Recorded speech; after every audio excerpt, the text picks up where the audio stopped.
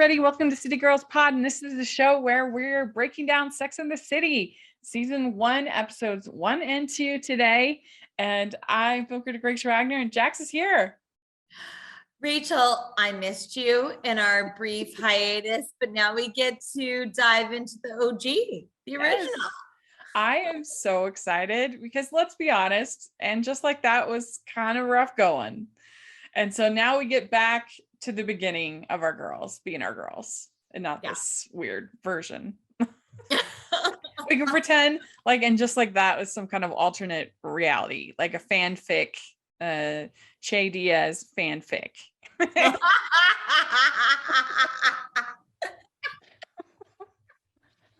think that's the way to go. It truly did feel like that. It did feel like it was very specifically Che Diaz fanfic. It's like a lot of people do that with the movies, that they'll put it in different universe, but I haven't quite heard it put like that about and just like that, but I think your critique is spot on. Yes. So did you have a good couple of weeks, nice little break?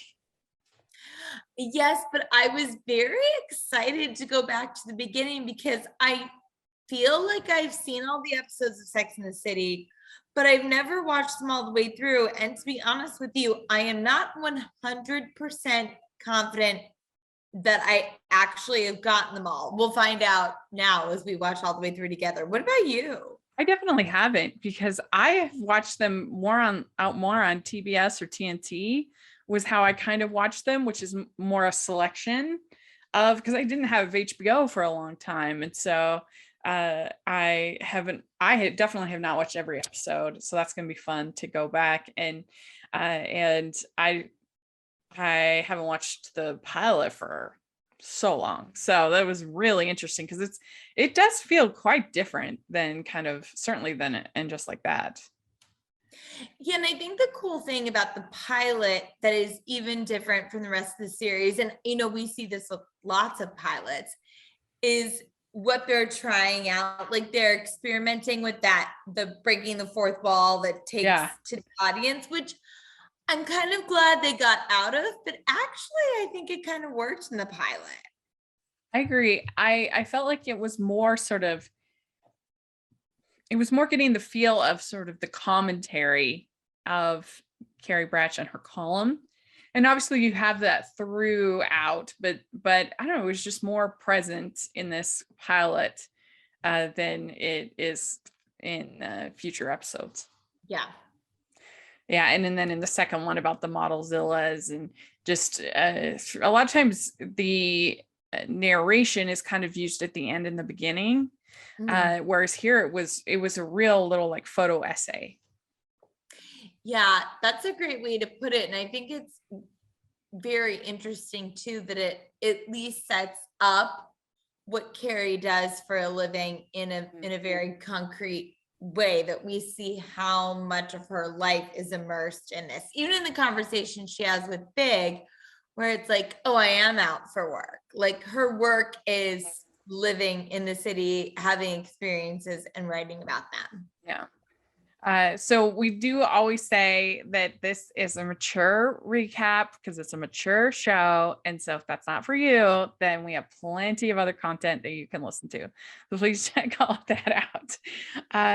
But the summary for this pilot is Carrie writes a column called Sex and the City. She introduces us to her best friends. Charlotte York is an art dealer who firmly believes in love and marriage. Samantha Jones, the owner of a PR firm, believes in having sex like a man with no commitment or complications. Miranda Hobbs, a lawyer, thinks that women should stop obsessing with men because they can be everything men can be and sometimes better. Carrie is introduced to Mr. Big, the next Donald Trump, but younger. We'll talk about that, by Samantha, who unsuccessfully hits on him. So first of all, I should ask, how do you feel as you are currently single, you're engaged? So you're in New York City, a woman in New York City, you experienced the dating scene. This is now decades later. How do you feel it's changed, or is it not changed that much? Well, that's a good question. I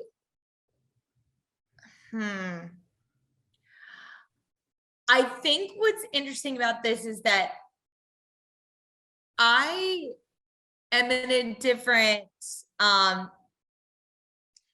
not only income bracket than these women, but social circle, right? So they're dating these, extremely affluent guys, but not only that, like there's this sort of attitude that comes with that. And I was dating a lot of like comedians who were just as broke as I was.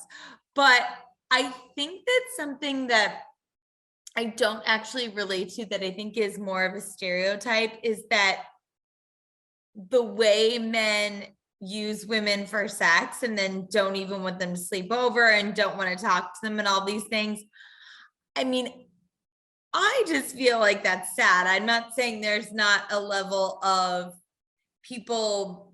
I found when I was dating that there were a lot of people who we would lose touch, or we'd try to make a date and it wouldn't work out because of busy schedules. But I never found that people were so rude and so that user mentality. Does that make sense?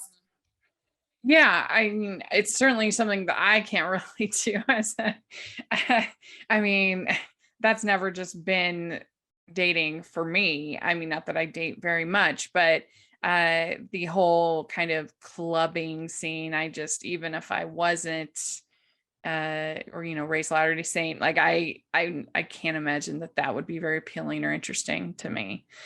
So but it does feel very 1998-ish, in that camp. That's when I graduated from high school, so we're going back for me. And it feels of that moment. And this is before 9/11, before a lot of the things that kind of changed not only New York but just changed all of us.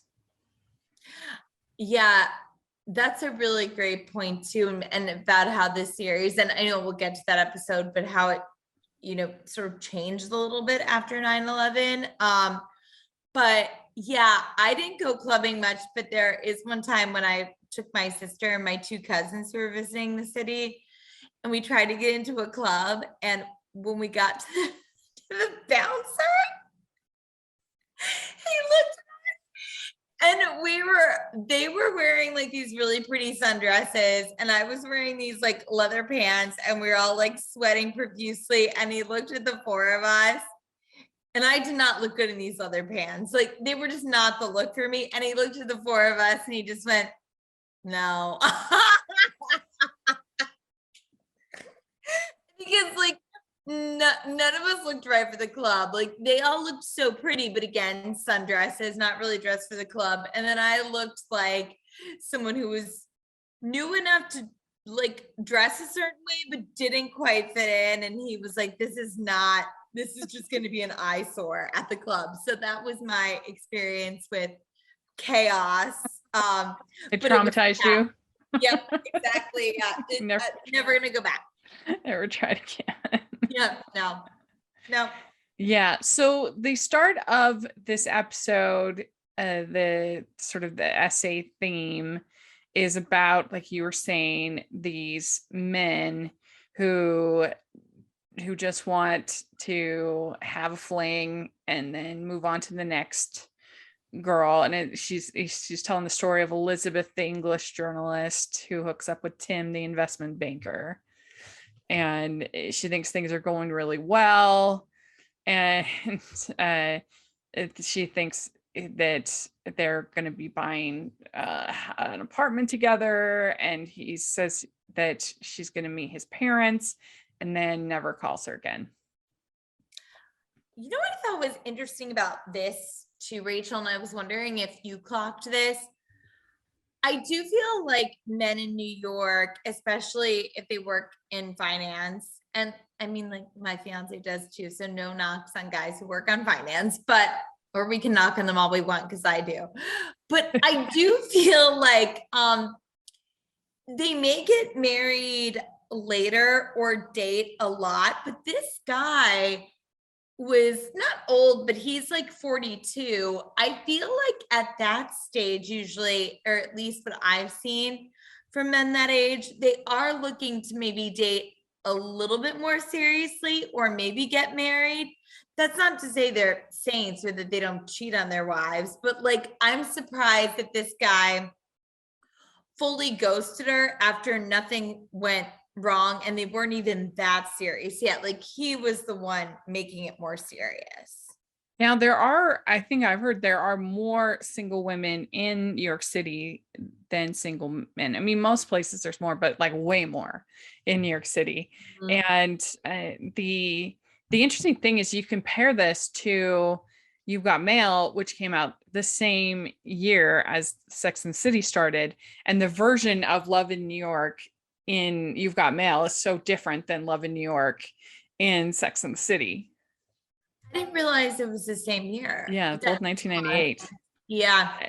And you think about can you imagine Kathleen Kelly in the Upper West Side? Like this. He's like that on a computer. Yeah, she's like hanging out at Grace Papaya and going to she's not going to some club. Stop around the corner, not chaos. This is not. Yeah, not chaos. No, we'd probably be hanging out with Kathleen Kelly, like you and I would be. And she calls it the mid-30s power flip. So that there's all these women that are in their mid-30s that are looking for love, that aren't wanting to do this, sort of this clubbing kind of experience, one night stands kind of thing. But there's so many more men, and that's what creates they want that, and it creates the kind of the power flip. I did have a discussion with someone who I met dating in New York. We went on a few dates now, we're just good friends, and we have a bunch of the same friends. He's actually dated a couple of my friends since then, and we were in a group of people just a few months ago at this point, and he started talking about that, and he's in his early 40s, and he was like, yeah, it's different. It's like now I'm coming into the best time of my life, and like it's different for women. I was like, is it? Are you coming into the best time of your life? Like, so it made me laugh that he was saying all that stuff. I'm like, is this just like what you've heard on Sex and the City, or do you really believe this? Yeah, he says, why are there so many great unmarried women and not great unmarried men? Yeah, it can feel that way even in 2022. I'll tell you that. It can feel that way. You're looking through the Tinder or whatever, and you're like, but then they ask the question, are women being too picky? Because you have the whole Skipper plot with him being a nice guy and Miranda, not taking him seriously. Okay, question for you. What are you attracted to? Like, would you be attracted to a Skipper type? I think I could be if they in the right set of circumstances, like with the right smile and I don't know, just the right personality. I think I could be. And I guess I don't feel like I'm that picky, but there's certain things, especially with Tinder, that I just hate. Like I hate it when they have their profile picture, them working out. No, I'm not interested. Things like that. Like I don't care about your boating trip that you took or whatever. Like show like that. Workout pics are always very unrelatable, just because it's not that I think it's not good to work out. It's just that anyone who would choose that as a means of showcasing themselves, I'm probably not going to have a ton in common with you. Exactly. Yeah. And I make the assumption, they're not going to be interested in me. And that's my self-confidence showing as well. But it's just not very, very attractive to me. And that's interesting. That's very true. We make our own assumptions. like you're talking about the boat thing, I'd be like, oh, I won't be fancy enough for this person, or I won't be this for this person. So that's interesting that we weed ourselves out of things. Yeah, that's right. And then Carrie has lunch with Stanford, and that was very like, oh. It was sweet. I'm like, oh, I forgot that he was there from the very beginning and in the first episode. That made me happy. And it was a really sweet moment in showing how their friendship had such longevity, because I also forgot, Yeah. So she sees one of her exes, Kurt Harrington, at lunch with Stanford. And Stanford's like, I'm not going through that a fourth time. This is her third time. She says that he's a creep, but the best sex I ever had. So she decides she's going to test the waters and see if she can one and done it with Kurt. And it's funny because Kurt didn't really even look that attractive to me from a 2022 standpoint. I'm like, You're like looking at this through the 2022 lens. He's got a very late 90s look. Yeah, he really did. Yeah. Yeah. Maybe it was like the frosted tips or the attitude.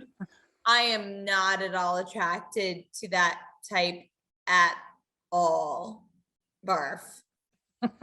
He reminded me of I can't think of his name, but the guy on Alias and Never Been Kissed.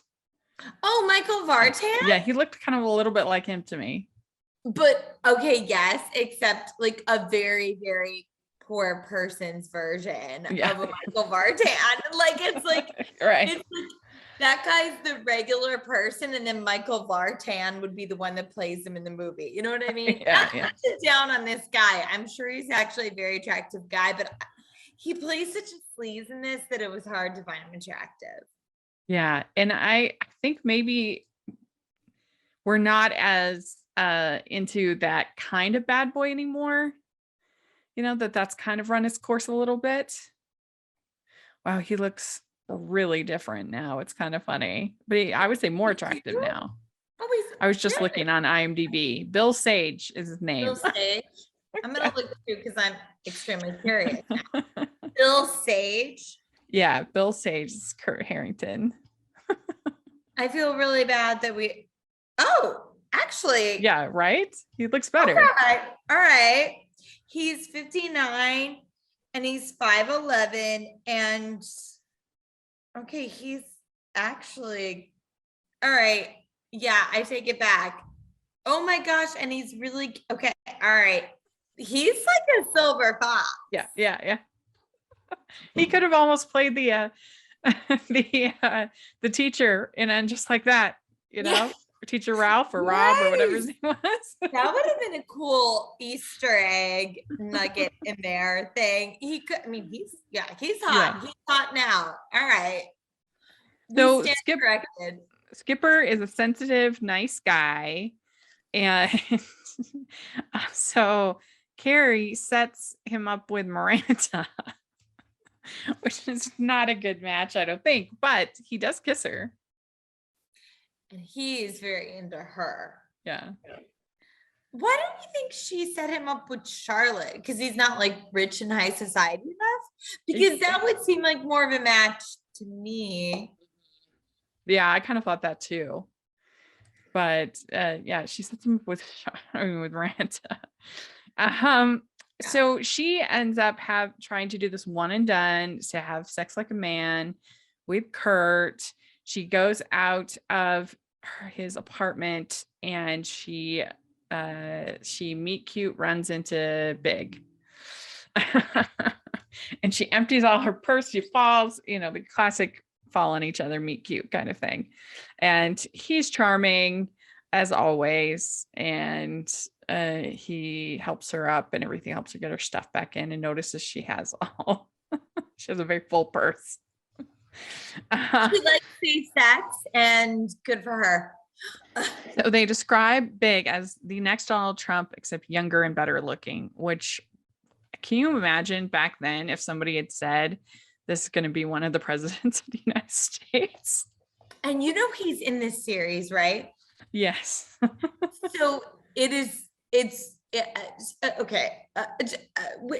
Sorry. Let me take a deep breath. So much has happened since then, as we know that we do not have time or interest in getting into. But yes to that. Also, to the fact that now that Chris, I never say his last name right, Rachel. Chris Noth. It's let's see. I feel like I Chris always say Noth, I think Chris Noth, Noth. I think, or Yes. something like that. No, that Noth. sounds right. That sounds right. Chris Noth. Now that we know he's also had some sex scandals come up, hearing that just was like, whoa, far too much has happened. This has aged in the strangest way. In every level, this is bizarre. If we had a time machine and we would have seen what had happened now, we'd be like, what's going on? But I will say that the meet cute really made my heart flutter. And it was great that he actually was in the pilot, because both in the first episode and in the second episode, it made me see why Big was actually Endgame. Yeah, you can definitely see it. And I mean, he's 8 years younger than Donald Trump. So I guess that's pretty significant. But like, I didn't know what the breakdown was. Yeah, he's Chris Noth is 67, Donald Trump is 75. So yeah, you knew no one would have ever guessed that it would age that weirdly. So Charlotte, she goes on the date, it goes well, and she decides not to continue and make a night of it. And basically the guy that she's with says, I respect you, but I need to have sex tonight, which is super sleazy. And I mean, I would never go out with somebody that ever again if they said something like that, of course. Okay, so here's where I really did call like BS on it. I do not think that there's, and I know it's for comedy, but I don't think there's any way that a guy, no matter how sleazy he was, would do that just to save on the cab fare. It was like, what was the point of that? Do I think that there are plenty of guys in New York and other places who would want to date a Charlotte type, and then when she goes home, it's like, I gotta go out and have sex? Yeah, totally. I think that's plausible, but there's no way that he would just get in the same cab with her and be like, I gotta have sex tonight. Like, come on. Right. What? Yeah. And yeah, it's true.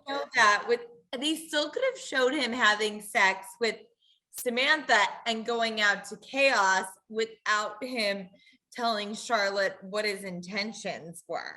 I just thought that was so bizarre. Yeah, I agree. And so he ends up running into Samantha at the club. They end up making a night of it, and she tries to seduce Big, but he turns her down.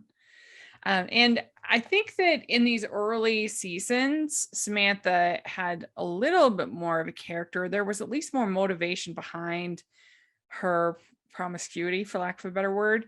That she was, in her mind, an empowered woman who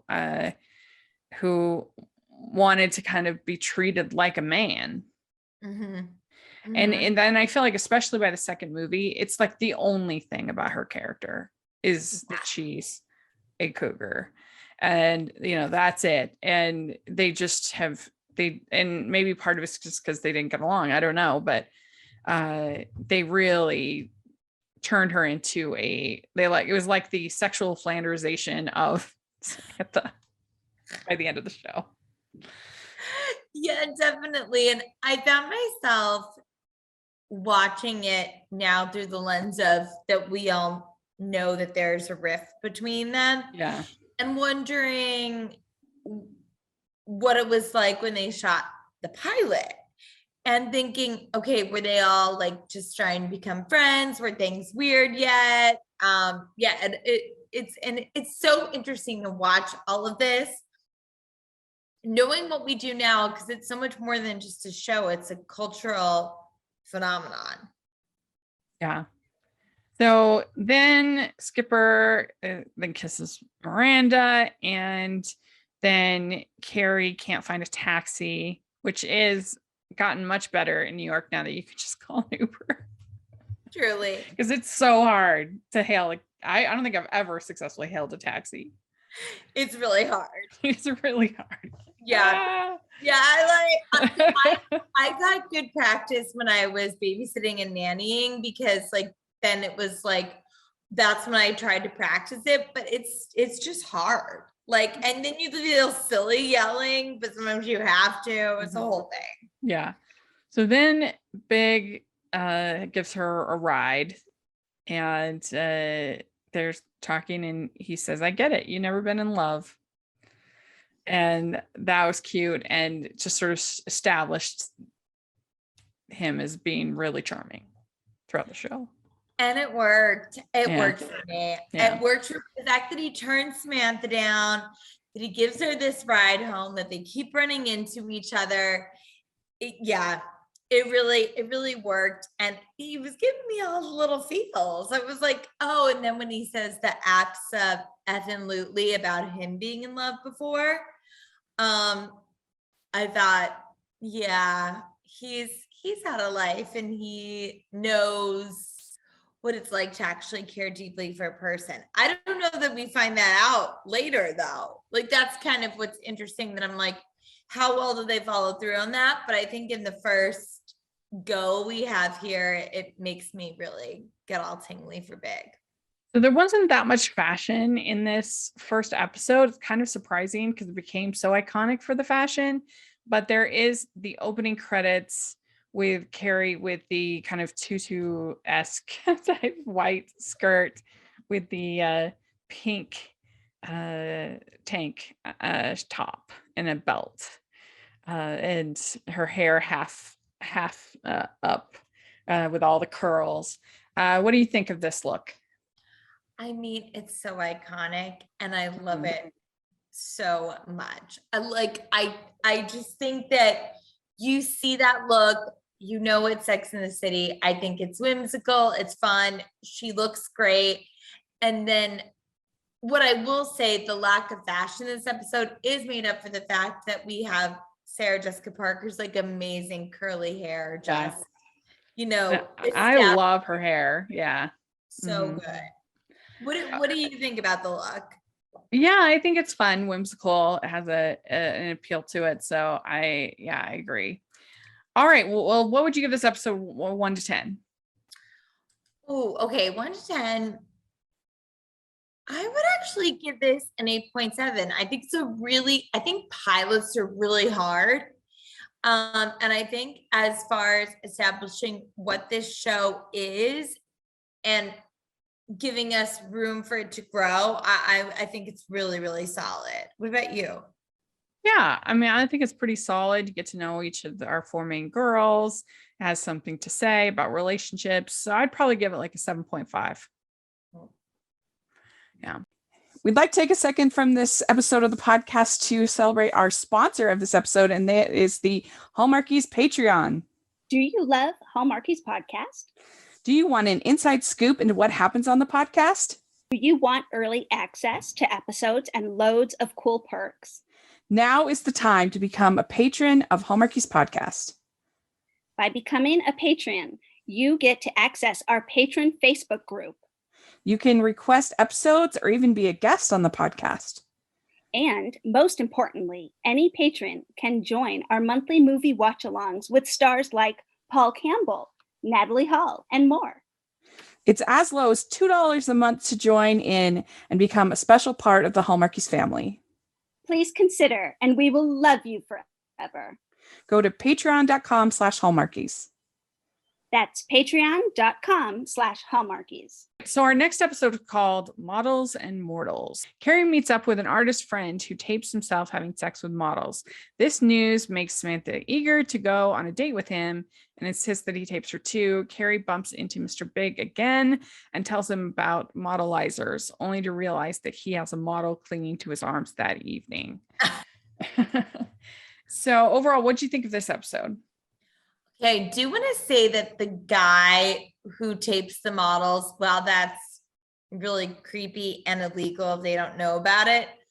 Normally I would hate a character who's a slime bucket like this, but he's so hot and charming. I was wildly attracted to him, and I love the way he talked to Carrie. I don't know, I just thought he was incredibly disarming. I just loved him in this. Yeah, he is very charming. Gabriel mocked. I guess he was on Suits. Oh my God. He's the guy from Suits? Yeah, he's the guy from Suits. I didn't realize it until you said his name. And then I was like, that's probably why I like him, because I liked him on Suits. Yeah. I mean, So, like, when I say charming, he has a charisma, screen presence. Obviously his behavior isn't charming, but yeah, there's something there. oh, that makes a lot of sense. It's interesting to watch Sex and the City back and see all these people that had like co-stars or guest stars who then went on to be series regulars in their own TV shows. And you can see that magic. Like, you're like, that actor is super talented. I want to watch him or her more. And I definitely felt that way about him in this. Yeah. Well, so Miranda goes on this date, and this guy named Nick Westland, and the first time she thinks, oh, this is such a great date, and they have this conversation about who would you want to be with of old Hollywood, and they say their answers and everything. Like, it's such a fun conversation. But then she goes on the date again and again, and they have the same conversation over and over again, 2-3 times. And the thing about it is, I think you'd at least come up with different stars each time. I know everyone's just like, all right, let's just do this again. Because like Nick is a modelizer, which I don't know how Nick is a modelizer. Like, I get that he's rich, but he's not funny. He's not charismatic. Like, what models are really dating you, Nick? Well, I think the idea, at least behind the first episode, is that you have all of these, like, you have way too many women in their 30s, whether it's models or non-models, that like a sort of a 6 out of 10 can get a 9 out of 10 woman, because there's so few. I think that's the idea. I mean, it's kind of like in Love Hard, when Nick goes over and they're like, he's a oh, maybe a Single All the Way, actually, or just like, he's a 9 out of 10 in Wisconsin. And it's sad, but it's true. Yeah. I didn't think of it that way, but you're correct in saying that. Yeah, that makes sense, that Nick is probably a 6 out of 10, so he can score a 9 out of 10. Even with the same boring conversations. And like, why he's with Miranda, I'm not sure, but she's somebody who needs some good conversation. And they ask the question, do you have to be a supermodel to get a date in New York? Sometimes it feels like you have to be a supermodel to get a date anywhere. It's hard. It's really hard. I think, what's interesting too, I've actually had conversations with my single guy friends who feel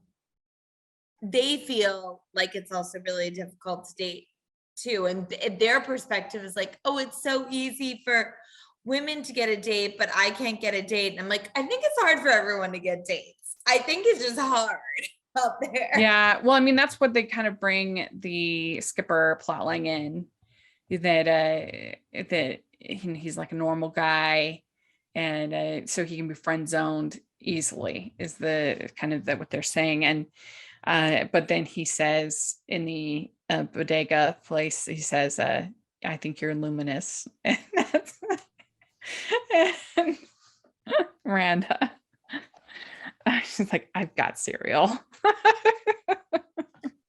Wouldn't even let him get his darn cereal.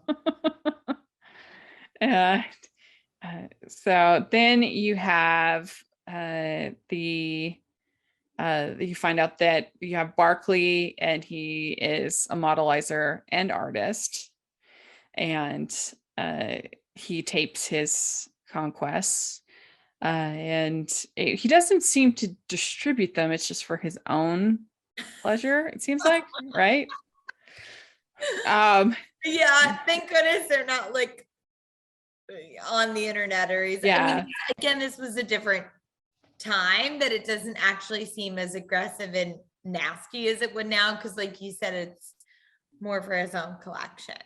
Yeah, I mean, we had internet pretty early, but I know a lot of times people would have to go when you're talking about in the 90s all the way into the mid 2000s, people would have to go to a library or computer lab or something like that. I mean, I didn't have my own computer, I don't think, in college. Maybe I did at the end of college, but I had to go to the computer lab. And now, I mean, that would be unheard of. Yeah, I was a computer labber too. And then when I went back to visit my college, I was always like stay up late in Dag Lab. And then I was like, oh, I want to go back to Dag Lab. And they're like, that's closed down. It's like, I'm sorry. That was an iconic part about my college. Rachel, you and I would have been hanging out at the I know. I think we would have. I think we would have. Oh, and then we find out that Stanford loves a fashion show, as does Samantha. That his big client is a underwear model, and he's very excited about that. Derek, what do you think of Derek? So Derek actually really reminds me of someone that I went on 2 dates with, who is a model.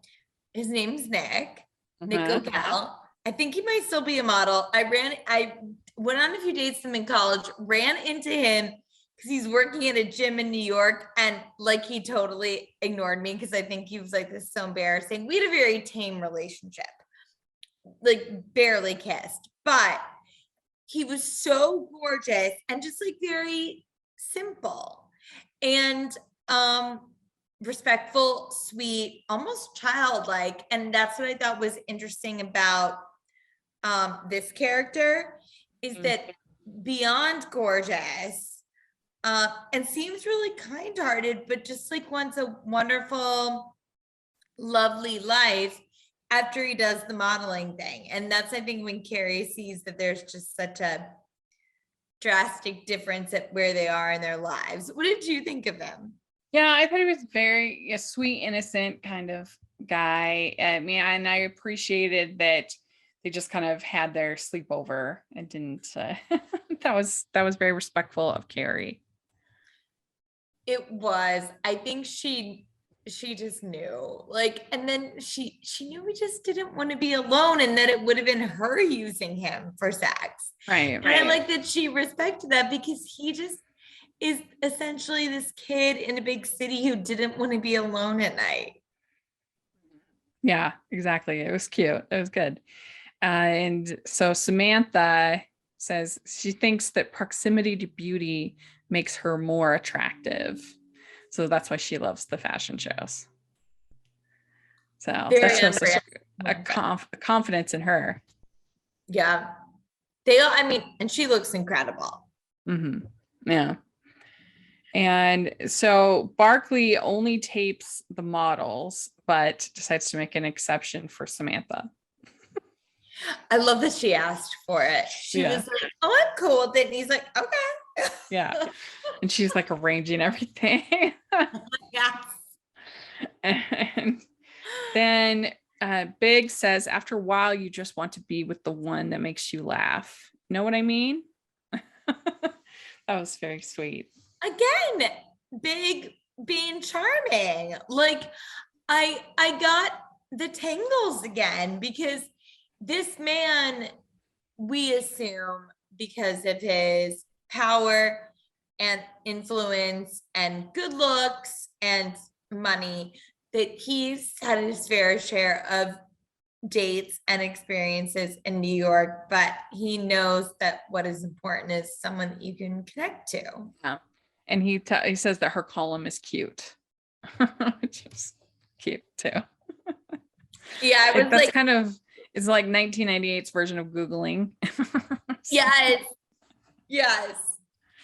Yeah. So yeah, what would you give this episode? 1 to 10. So this one made me angry, but like in a fun way. And I thought it really started finding and hitting the stride of where we're going with the show. So I would give this one a 9. Yeah. We also forgot about Charlotte with the thighs. Oh my gosh. And that just made me so sad. Well, and this is where it starts to get problematic too, because you're like, and they note this too, that it's 4 beautiful women, conventionally beautiful women, sitting around talking about how they feel inadequate. Well, I shouldn't say that. Samantha doesn't say she feels inadequate. But yeah, it's like, bless Charlotte. It's like, girl, you're good. But isn't that the truth though? That you have the most stunningly beautiful woman and you talk to them, they're like, oh, I've got stretch marks, or I've got fat arms or something like, and you're just like, please. My violin isn't small enough for you, but it's true. And I think it's even funny too, that not only do you see that with, we see it with like other women, but I think about, I'll look at a photo of like myself and remember how I didn't feel confident then. You're like, I was killing it. Like, you know what I mean? Like, I'm sure you've had that too, where you're like, oh, I remember feeling weird at this event or this thing or in college, or I felt so insecure. And it's like, sometimes I look and it's a really dorky outfit, but I was like, you were cute. Like, it was fine. Don't worry about it, Yeah, definitely. It's true. And we all have those insecurities, even if everybody else think, oh, you have nothing to worry about. No, we all do it. We all get there. We'd like to take a second and thank our sponsor for this episode of the podcast. It's the Hallmarkies merch store. Are you looking for that perfect gift for the postable, hardy, or Hallmarky in your life? What about getting that t-shirt or hoodie that will help you stand out at your next holiday party? Now is the time to check out the Hallmarkies merch store. Full of festive designs by artists like Jessica Miller, Carrie from Hallmark Comics, and more. You can even have more than just shirts, but totes, cell phone cases, notebooks, mugs, and more. And it isn't just Hallmark. We have designs for Anna Green Gables, Man from Snowy River, The Nanny, and more. Every purchase at the merch store goes to help support the podcast and allows us to make the great content you know and love. There are frequent sales, so go to tpublic.com/stores/Hallmarkies or see the link in the description. That's tpublic.com/stores/Hallmarkies. I mean, I would give this a pretty strong, at least an 8, if not a 9. A strong episode, I thought is good. So let us know if you're listening what you think of these episodes. You think it was a good start for the show. We'd love to hear your thoughts. And please, if you're listening on iTunes, please leave your ratings and reviews. We appreciate that so much. And if you're watching on YouTube, please give the video a thumbs up and subscribe to the channel. We appreciate that. And Jax, where can people find you? On Twitter, Jacqueline C Tweets, and on Instagram, Jacqueline Collier. And you can find me at Rachel's Reviews, all of our social media, iTunes, YouTube, and on Rotten Tomatoes. So check that out. And make sure that you're following us on social media, Hallmarkies Pod, Hallmarkies Podcast, and It's City Girls Pod. We would really appreciate that. We also have the Patreon group and merch store, so please take a look at that. And thanks, everybody. We'll talk to y'all later. Bye, everyone. Bye.